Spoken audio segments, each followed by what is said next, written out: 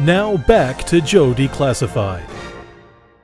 So we already mentioned in 1987 and 1988 Hasbro UK's first mail-away figure, Hooded Cobra Commander. Following that mail-away, we got our first Steel Brigade version, or Special Corps as it's known. So, available via an official merchandise fold-out form in 1988. The form is brilliant. It has the weapons transport, it has the night landing available on there, and I believe the weapons transport was an exclusive to that mail-away offer. You couldn't get it in any store, anywhere, any other way. So that was really awesome.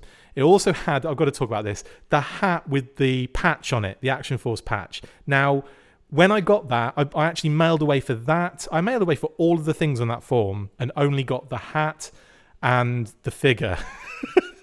Well, you know, the Special Corps kind of stuff. But for some reason, everything else sold out immediately. Now, the hat I got in two parts. I got the hat and the patch, and I had to get Mom to sew them together. So clearly, they had just had to just get everything out, or they got their stuff from the factory and they hadn't put the patches on, so they didn't have time to do it. So they just thought, sod it, let's just send them to the kids. They can deal with it themselves. I thought that was genius, by the way. So I managed to get the hat and the patch separately. Mom did the rest, and then obviously the Special Corps. Now, if you flip the fold-out leaflet over, you get this amazing form to fill out with a questionnaire and all that other cool stuff, the little tick box questionnaire, which was amazing. And like I said, I did change my mind when I got my file card in and Tipex some of the information out. But you would actually receive quite a lot of cool stuff. Now, it was the one and only time we got this figure. And the build, as I said, equates to the Steel Brigade version 1D, that according to Yojo. It was £4.99 plus 2 action points and a completed form and questionnaire. And as I was leading into, it came with a character checklist poster with the big Steel Brigade in the middle and Action Force branded and all that kind of stuff, which I still have to this day, and it's actually like in 4 different pieces, I believe. It's like that knackered. When I used to put it up, I used to have to kind of pin it up in like 4 posters. It was amazing.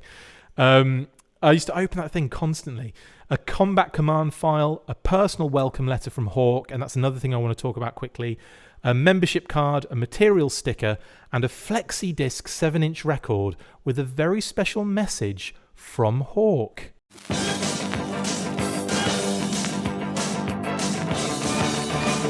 This is Hawk, speaking to you, the latest recruit. Welcome to the Special Corps, soldier. As Brigadier General and Commander of all Action Force, I'm in charge of the Special Corps.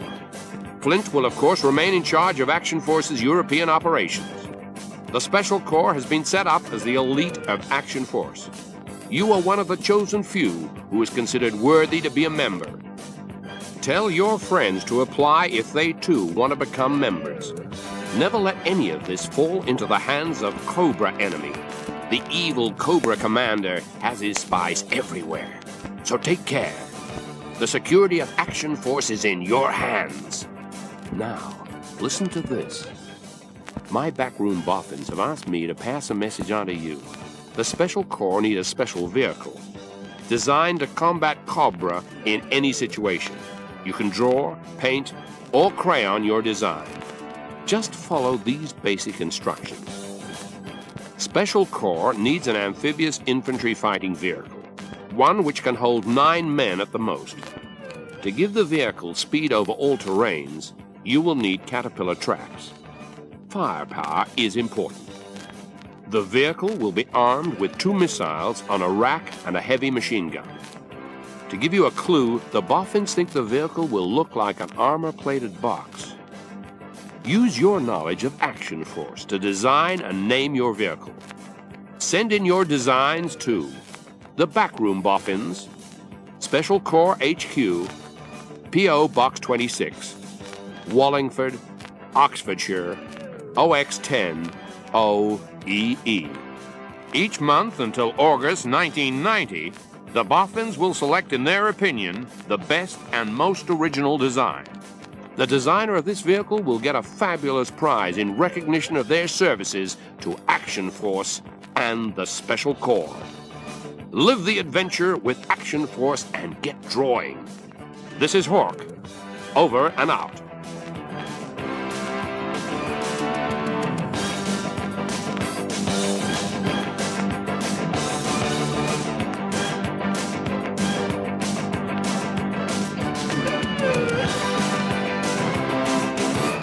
what is incredible about that? One, it was on a bloody vinyl record, a flexi disc vinyl record. So we fortunately had a record player in our house, so I managed to, listen to it and everything. And at the time, the Warthog wasn't out, but that's exactly what he has just described. He's just described an amphibious troop carrier with two missiles on a rack at the top with tracks. It's the Warthog, 100%. Exactly. How cool is that, though? Now, I mean, there's so much to unpack here. One, I used to love the fact they'd personalize everything with, this is the characters talking to you. I mean, the voice was hilarious. Let's get that out of the way first. That is an accent. Trying that accent real hard. Absolutely amazing, isn't it? I thought he was an American. No, not even close. It was like special core. Like I said, take care. I thought that was a nice touch. It's like he was fighting with his own identity the entire time. It was like as if Brigadier. Zartan was changing, in the middle of it. I thought it was great. And obviously, the couple of things to glean from this is, one, they were making it, I think, make it feel like you were designing a vehicle that was about to come out. Mm-hmm. So you'd see that and then you'd tell all your friends, oh my God, I just designed that for the Special Corps thing, and then tell all your mates and everything. And they'd be like, yeah, mate, whatever, knobhead. But I also think that the way they kind of did that, it made it like almost impossible to find out who won, because it wasn't in a comic, it wasn't in like a TV show, it wasn't on a like a TV program where they'd announce the winner or that kind of thing. They just told mail you new records that announced who the winner was. Exactly, just wasn't going to happen, was it? Like a 12-second record. Here you go. It tells you Steve Johnson from Blackpool won the competition. But that's the thing. Like, nobody knows. Like, unless someone comes up, hopefully they see this video at some point and go, yeah, it was me, here's my design in crayon. But I thought that was great. And told 20 kids that they won. Yeah, you're totally right, that was it. It could be the case that they did as well. Like, that's another kind of thing. If they were separate in the country enough, they probably would have got away with it too, if it hadn't been for them pesky kids. But anyway, I love the fact, just one last thing, I love the fact that they personalize everything with the actual characters. The letters we would get would always be signed off Hawk, Flint, etc., etc. And that to me is something that like pulled you in as a kid to that universe. Not only being made a figure, but you're also like, and this is before this, you're getting messages from Action Force Commander and, from Eagle and all that, because you're getting those like letters coming in. I wrote about 5 or 6 letters to the addresses that I would find on all of these like leaflets and stuff. I'd just go like, well, let's try that address. And I'd get stuff back with G.I. Joe headed paper. I've got examples of them at home. And I've posted them on the page on the Full Force in the past. And, to get like a letter, even if they're just like humoring you as a child, they're just giving you like so much by doing that and then signing it off like with a character name. And it's just the most mind-blowing thing as a kid. And you just think everything's real at that point and you're loving it. Well, and they did that in America too. I mean, you're right. That was awesome. But, all the mail that we got here in America was also from Hawk or Duke or Cobra Commander. Yeah. It was nice when he would write. So... Now we're going back over to the US, and in 1988 we get Super Trooper.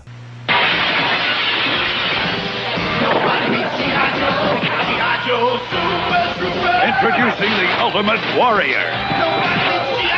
The G.I. Joe Super Trooper. There's only one way to get him. Send 4 Super Trooper certificates and a $1 handling charge.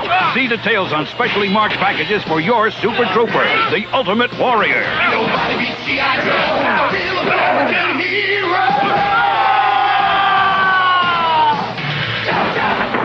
hero. Super Trooper was a one-man army, and that's all I'm saying about that. Because there's nothing else to say. Amazing. I do love Super Trooper, but we'll get to why I love him in a few years' time. I was actually kind of surprised. I have something to add.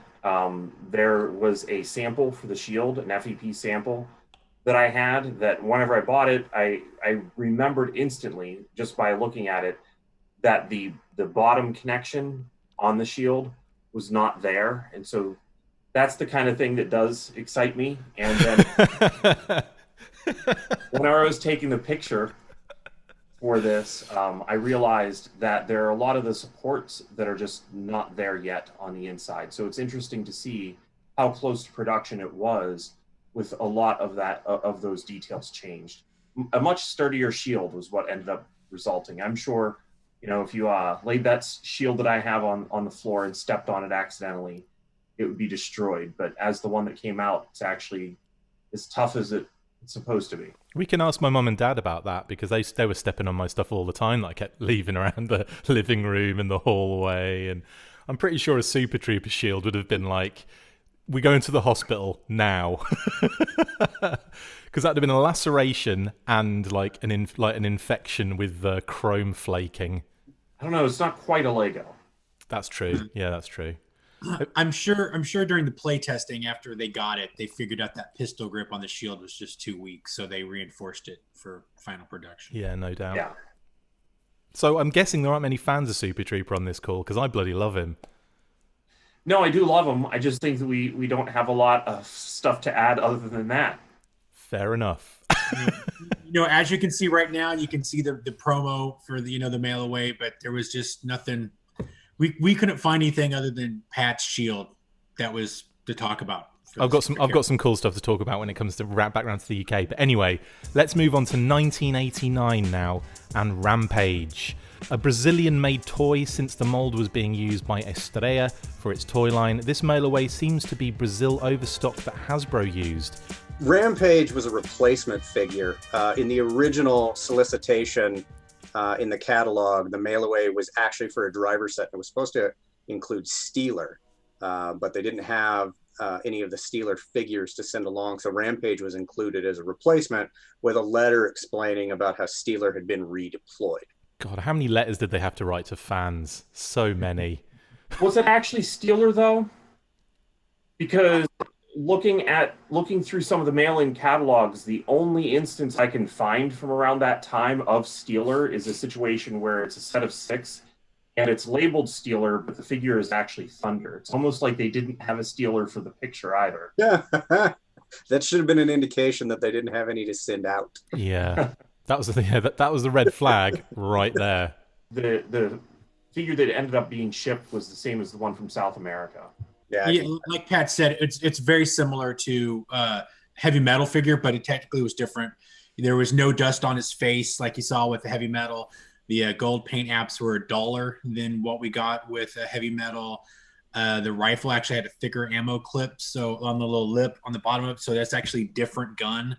No mic, so it's much cheaper. And technically, actually have a different shade of green. When you put them side by side, it's actually a different color. So do you often get people trying to sell on eBay as Heavy Metal, like with Rampage? Do you often get that, like a error in selling? I got mine so long ago, I don't care. I've never looked. And I think more often now people don't mistake them, because that would be a really bad thing on the seller's part, because you can make a lot more money on a Heavy Metal. On a Rampage than you can on a Heavy Metal. Heavy Metal, to be honest, really isn't that hard to find. It really is only the mic. Yeah. So if you made the mistake of giving somebody a Rampage as a Heavy Metal, then kind of lost out. Coolsies. Right, so that's Rampage then. So coming back to the United Kingdom in 1980/1990, and we get the Action Force Super Trooper. Available courtesy of a fold-up leaflet in carded figures, very similar to the US one, but actually quite a few differences on the actual cartoon, the comic aspect, the storyline. Some of the things would change, like I think the US version mentions specific locations, like Asia, and a certain mountain kind of range and stuff. But in the UK one, it's all very generic. It's all very, over there, and no actual specific locations mentioned. And yeah, there are quite a few differences, and we'll put them side by side so you can actually see those. Oh, it also removed the Defiant reference, which was really interesting because that wasn't available in the UK and Europe. So they took that, they mentioned the Defiant, and I think in the UK one we switched Defiant to Airborne Surveillance just to avoid that, which is quite interesting, I think. just in general to have those kind of differences. They were really making it, clear that they had to make those changes. And it's quite funny because you look at the comic and you can see where it's been edited. Basically, you can see, like, I'm not saying it's like Tippex job like I did on my file card for the Steel Brigade, but it has got, like, clear, you can see where it's been moved around and changed. It required 3 Super Trooper tokens found on the leaflets and a £1 coin and a completed form. So again, we're going way up in cash now. We've jumped from like 35p to £1. Inflation is kicking the £1 butts. coin, that thing must be like, Huge.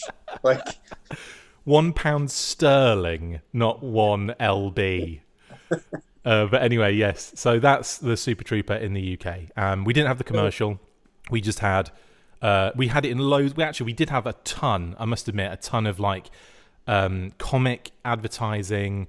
There were competitions to win them as well. So there's actually quite a lot of differences, to be perfectly honest. Now, there's one comic thing I'll throw up. There were 25 Super Troopers to be won, and there was a Super Trooper comic, like a specific Action Force Monthly that became a European Missions, that basically took you through the Super Trooper training program, and it had these 2 guys who were kind of going head to head for the Super Trooper program. And like the story's really, really cool. It's one of my favorite comics, actually. It kind of goes into all of the different things they had to do. They're really violent, brutal things as well. Like, he was one of them's they're buried alive for like 3 months, and they have to survive underground, buried alive. And it's like, what the hell?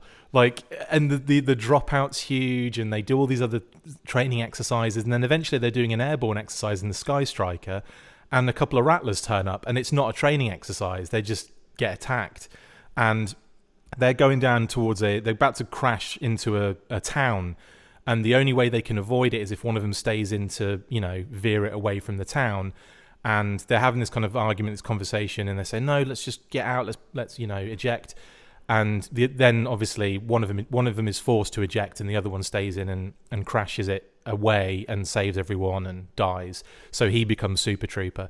And it's like a really cool comic, but then obviously we had loads of that was, instead of having a commercial, we had all this other media to go along with the release of this figure, this mail away. We had different artwork, which I honestly adore. I think some of the artwork for the Super Trooper that we got is just so cool.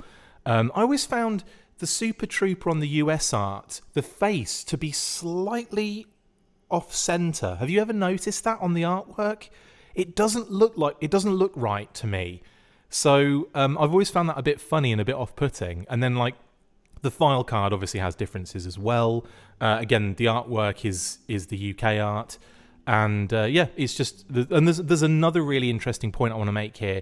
They made a mistake on the serial number. So whenever they got the serial number through, somebody had written ones in like a really poor way, and they look like slashes, like forward slashes. So the serial number on the card, instead of 981883819, it's 98/-88-38/9, and it's like, obviously that's a mistake. And when you look at, I'm not sure if is it the US one? It's got the ones in it, and it just makes, all of a sudden I was just like, oh, when they sent the information over, it was just poor handwriting, and they obviously got it wrong and put the wrong, digit in there rather than putting a 1 in. So I thought that was really fun and interesting as well. And as well as the kind of 25 Super Troopers to be won advert, there was also another comic ad as well for the actual Super Trooper, which I don't have in the Dropbox, I'm afraid, guys. I'll throw it up afterwards anyway, but it was another way to get Super Trooper in a comic ad as well. So, lots of ways to do that. Moving into 1990, we get Amiral Colby and La Brigade d'Acier, or Admiral Colby and de Staal Brigade. Now, this was a leaflet promo in Belgium and the Netherlands. Admiral Keelhaul and the Steel Brigade. If you hadn't noticed already, that was what they were. Really interesting, seeing as the only USS flag available in the UK was in select store competitions. And I think I only know of one that happened, I think, in Woolworths. I might be wrong about the actual store, but I know there was one USS flag competition, and that was about it. So I still didn't even know about this thing as a kid. Not a clue. There are different levels included in this particular promo. For 1 Amiral Colby or 1 Star Brigade, you needed like 8 points and then like certain currency, like 5 Belgian francs, 3 Dutch guilders, and 75 cents. Or you could get 1 Amiral and 2 Brigade for 16 points and 10 Belgian francs or 9 Dutch guilders, I think. That's how trying to work out those leaflets takes a lot of Google Translate. And I really did not take the time to do it properly. But that's roughly what it was. And then the following year, L'Amiral Colby and Le Sergeant Slaughter, or Admiral Colby and Sergeant Driller, which is my favourite version of the Sergeant's name ever, can I say. That was a leaflet promo in France, Belgium, and the Netherlands. That required 8 points each with cash, or 12 points and cash for both. And I've said cash because I can't be bothered to work out what the currencies were. Again, this was Admiral Keelhaul, so they must have had like an abundance of Admiral Keelhauls to do this with. And this is the coolest part: Slaughter's Marauders, Sergeant Slaughter, a figure that we didn't get in the UK, which I thought was amazing and kind of cool.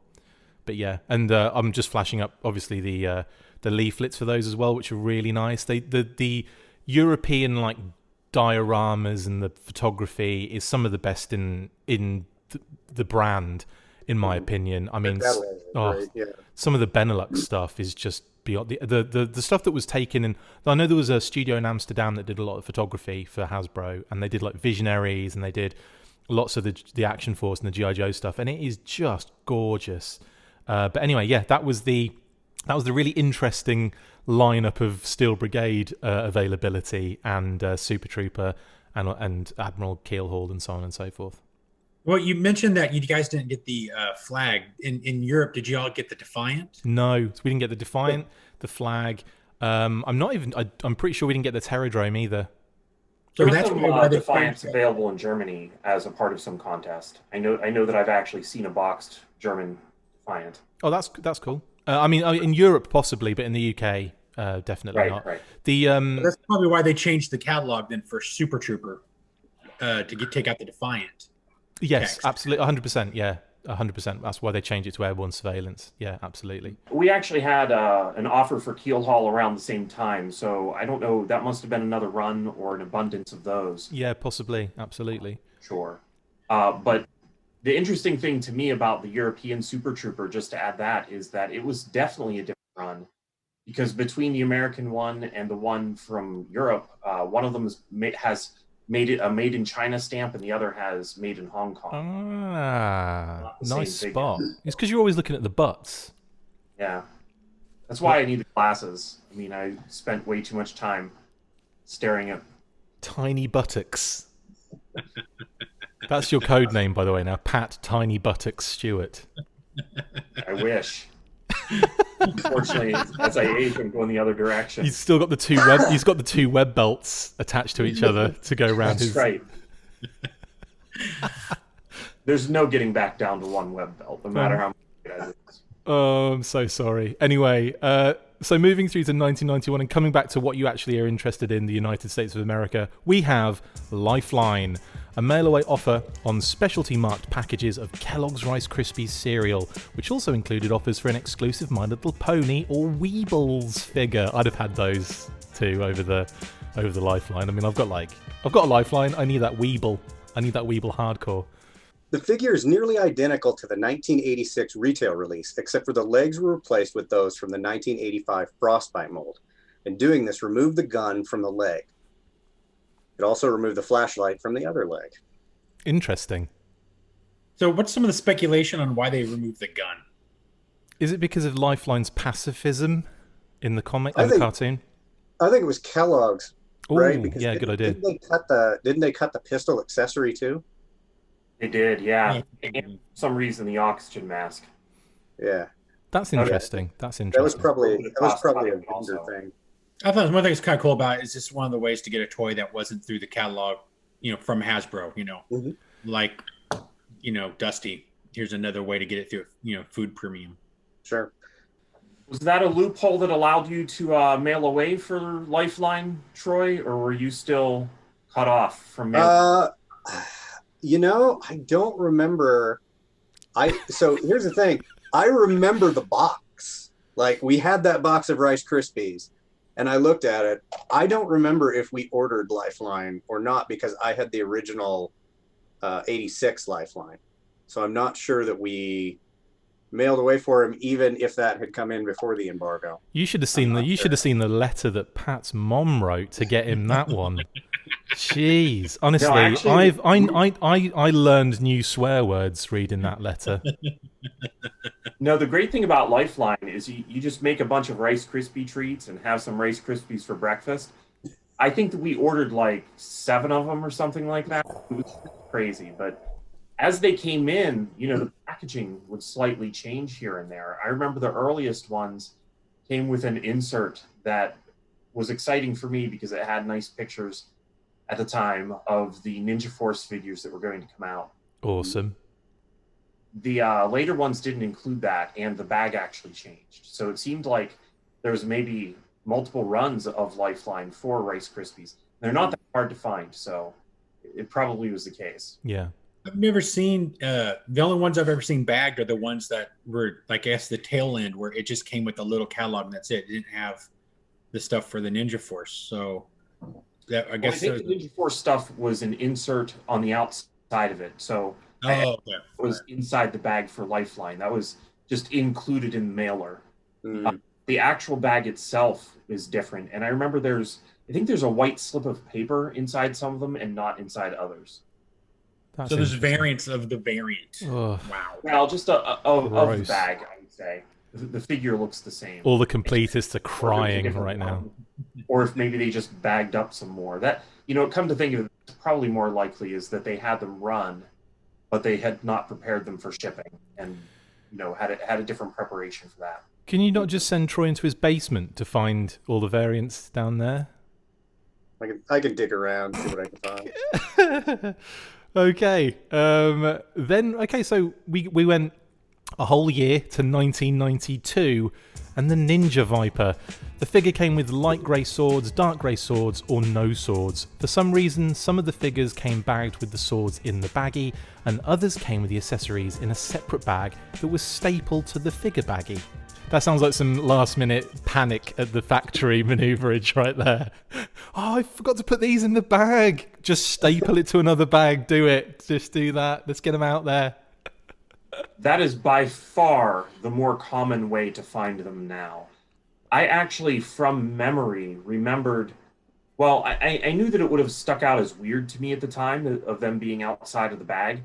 So, as I got older and I was looking at all these ones showing up on eBay, and I saw them outside the bag, I kept on telling some of my other collector friends, no, mine were inside the bag. They were like, you're crazy. That's just not the case.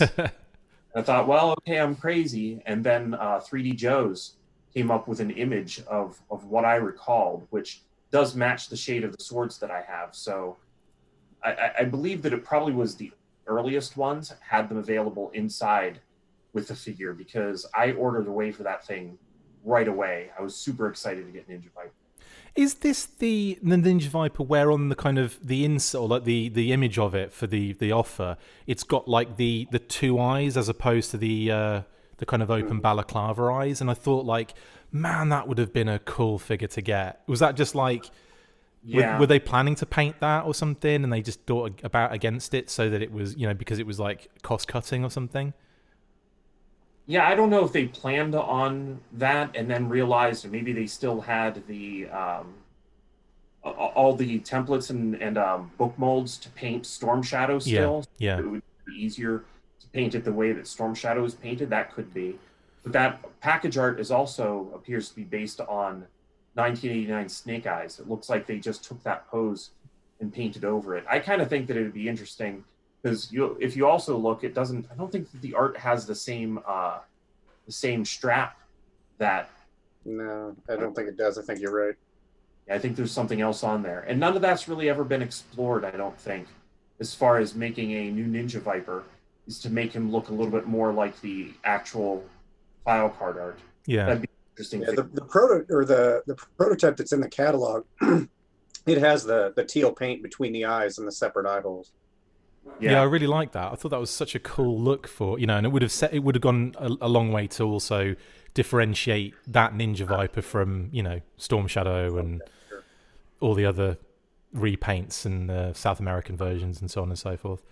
Okay, cool. So moving on to 1993, we get General Hawk. The figure was a repaint of the 1991 version 3 mold and came with Sonic Fighter Major Blood's backpack, which I really love. I have like a connection to that Major Blood because I remember that was my first Major Blood I ever had, believe it or not, the Sonic Fighters one. And even though, like, when you look at it, it's like, how is that Major Blood? Because when it's your first version of that character that you own, it's funny how that becomes your almost default feeling towards the character. Even though I've seen him in the cartoon and I've read the comics and so on and so forth to that point, he didn't really turn up in Action Force that often. I think he was in Battle Action Force quite a lot, but when I was reading like the Marvel UK stuff, it was always like, we'd moved on from that and he wasn't really involved. So that was my kind of de facto Major Blood. And I know it looks bonkers, but there's something about that design. It really, like, you could take Major Blood's head off and put like another character on and it would look better. Like, it would look like it makes sense. Like, that head doesn't go with that body, but for some reason I'm just so enamored with it. It's weird. I love all the grenades. Like, he is stacked. He's ready to go. And I know that's got nothing to do with General Hawk, which is the actual figure we're talking about here. So anything to talk about on this Jenny Hawk? I like the colors better on this one than the 91 version. I don't know. I love this one. I think this is a fun figure, but I prefer the more forest greens over the neons myself. So I guess I want to be able to see it in the dark. That's.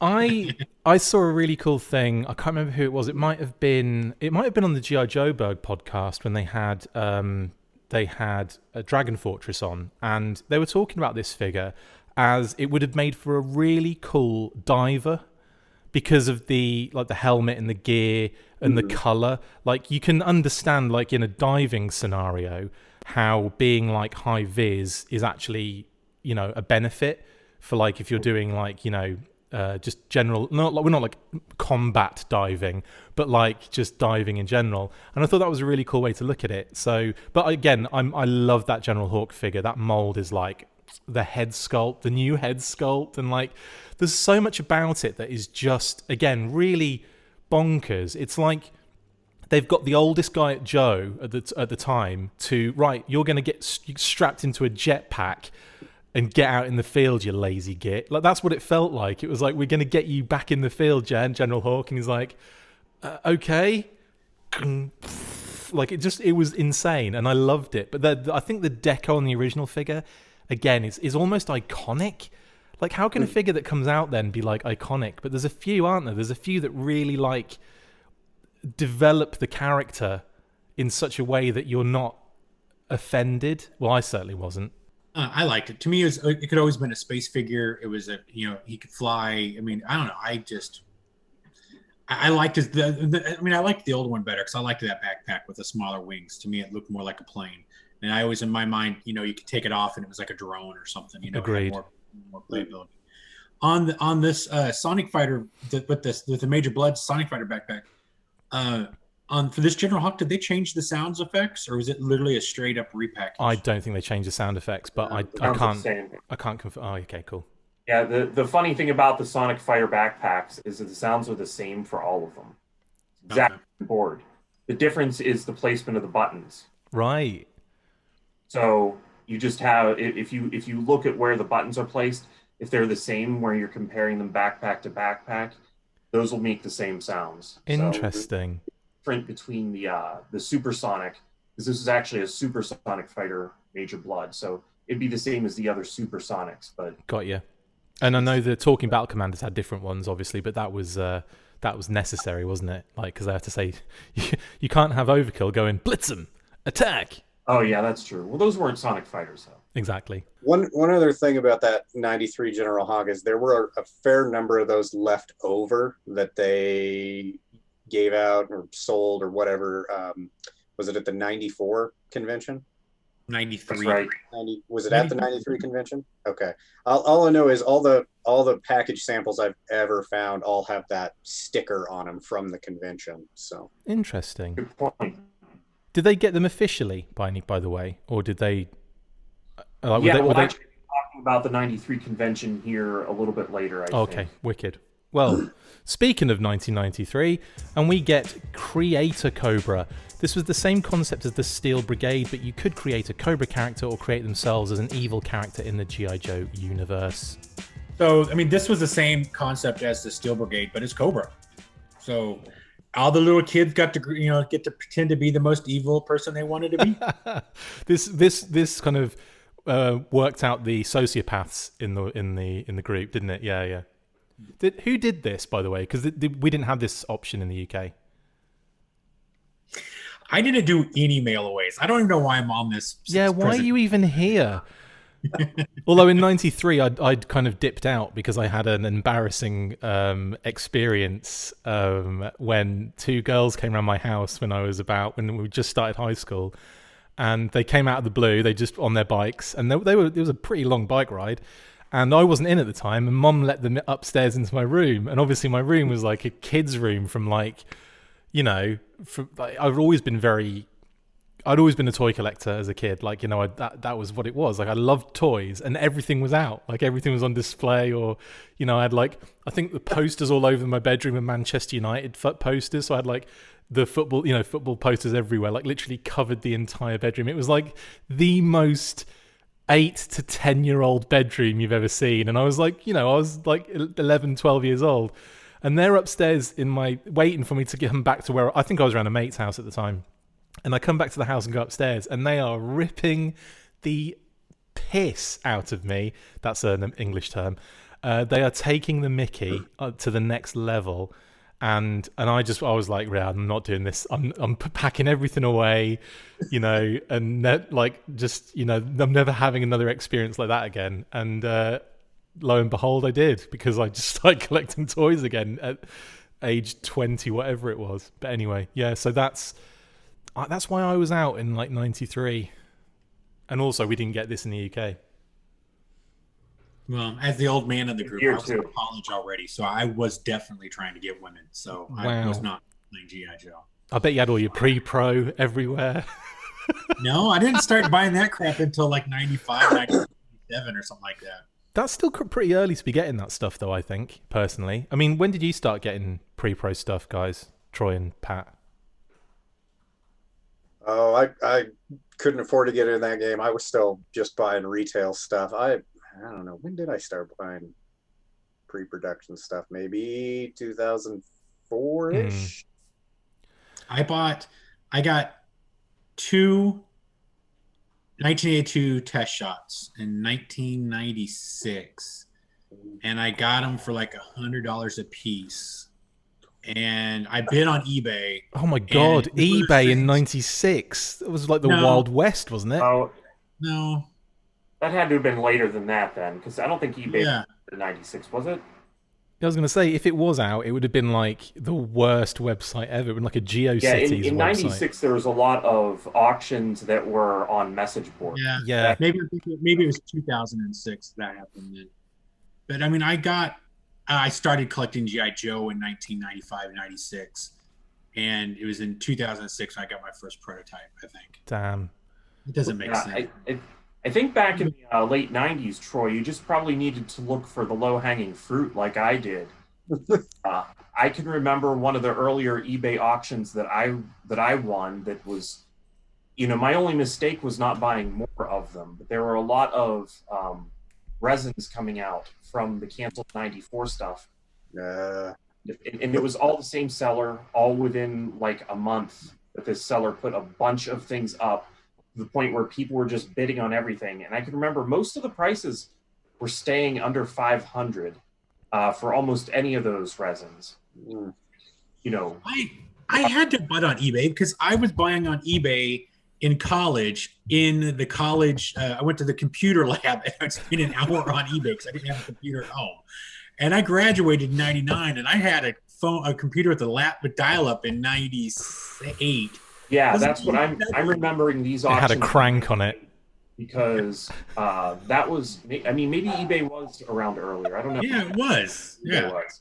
Because I bought my figures and I bid on them just because I used to bid on a lot of high end stuff that I could not afford anyway, and I throw in what I thought was low bids because I wanted to be like, yeah, I'm part of this. For 3 minutes, I was the high bidder on this amazing thing, and I won them at like $100 a piece. That's awesome. And I didn't have the money.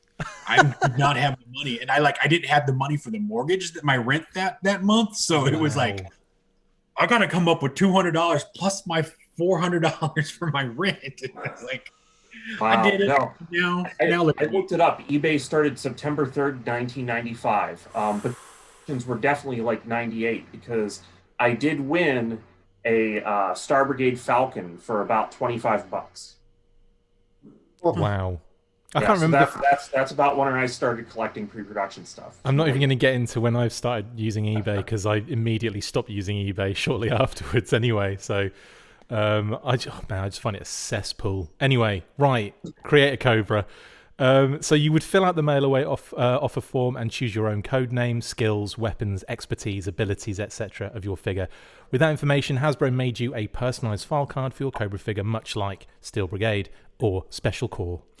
The figure was a kit bash of target body mold and the head of Crimson Guard Immortal. It came with a rifle and a sticker sheet of Cobra logos. Who had this then, out of you guys? I know you didn't, Chris. I filled out the form even though I couldn't send away for it. Troy, that's so sad. But that's all right. About 10 years ago, I bought a sealed one for $32. So that had the sticker. So I'm good. How did you manage that? Wasn't that hard to find 10 years ago? Wow, it's crazy. Nobody how wanted them then. it changes really dramatically, doesn't it? In like a few years' time. Pat, did you get this?